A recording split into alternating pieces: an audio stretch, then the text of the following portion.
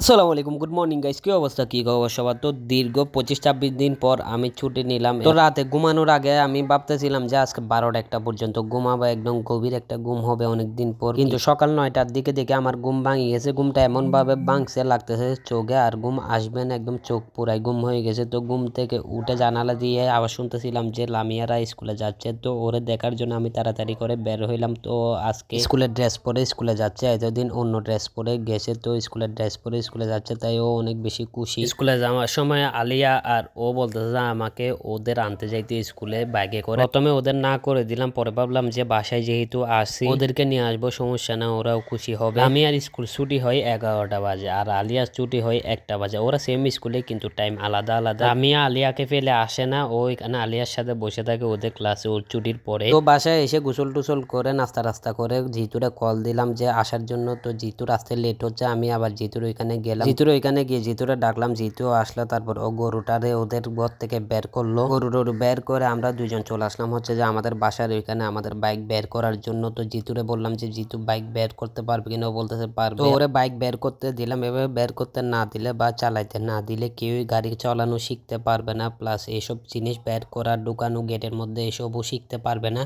আমার সকালে 2টা জায়গা যাওয়ার প্ল্যান ছিল, 2টা জায়গার মধ্যে একটাই জায়গা যাওয়ার প্ল্যান ছিল, মানে যে কোনো একটাতে যাব সকালে আর আরেকটাতে যাব বিকালে। কিন্তু আনফর্চুনেটলি 2টাতে যাওয়াই ক্যান্সেল হয়ে গেছে। একটা হচ্ছে যে আমার ফ্রেন্ড বিদেশ থেকে আসছে, ওর সাথে দেখা করতে যাব। আর আরেকটা হচ্ছে যে একটা আপু থেকে একটা শেভ কোড নিতে হবে, ওইটা নেওয়ার জন্য যাইতে হবে। কিন্তু আনফর্চুনেটলি 2টা প্ল্যানই ক্যান্সেল হয়ে গেল। আমি বোর্ডে গেলাম, বোর্ডে গিয়ে আমি আমার জন্ম নিবন্ধন সংশোধন করতে দিয়েছিলাম, অনেকদিন আগে নেওয়া হয় নাই, ওইটা হয়ও নাই। কিন্তু এখন গিয়ে দেখছি যে হয়েছে, পরে ওইটা আমি নিয়ে নিলাম। ওইটা নিয়ে বাসায় আসলাম। বাসায় এসে আবার আমার আম্মুরে নিয়ে গেলাম হচ্ছে যে রাস্তার মাথা পর্যন্ত, আমার আম্মু টাউনে যাবে তাই। তারপর আবার বাসায় আসলাম। বাসায় এসে আরফাতের একটা কাজিনের সাথে একটু খেলা খেললাম। এরপর বাসায় আসলাম। বাসায় এসে তারপর আবার বাইক নিয়ে বের হয়ে গেলাম। আমি যাবো হচ্ছে যে মধুনাঘাটে লামিয়া আর আলিয়াকে আনার জন্য। আর জিতেও যাচ্ছে মধুনাঘাটের আগে একটা দোকানে। তো ওরে এখানে নামাই দিলাম, ওরে নামাই টাইমে আমি চলে গেলাম হচ্ছে যে লামিয়া আর আলিয়ার আনার জন্য। আমি যখন গেছিলাম তখন আলিয়ার স্কুল ছুটি হয় নাই, তো আমি গিয়ে আবার ছুটি নিলাম। এটাতে আমরাও পড়ছি। আমি ওখানে যাওয়ার সাথে সাথে টিচার আমাকে চিনে ফেলছে, আমাকে জিজ্ঞেস করতেছে তুমি সাকিব না? বলছি হ্যাঁ। তারপর ওনার সাথে কথা বললাম, তারপর আলিয়ারে ছুটি নিলাম।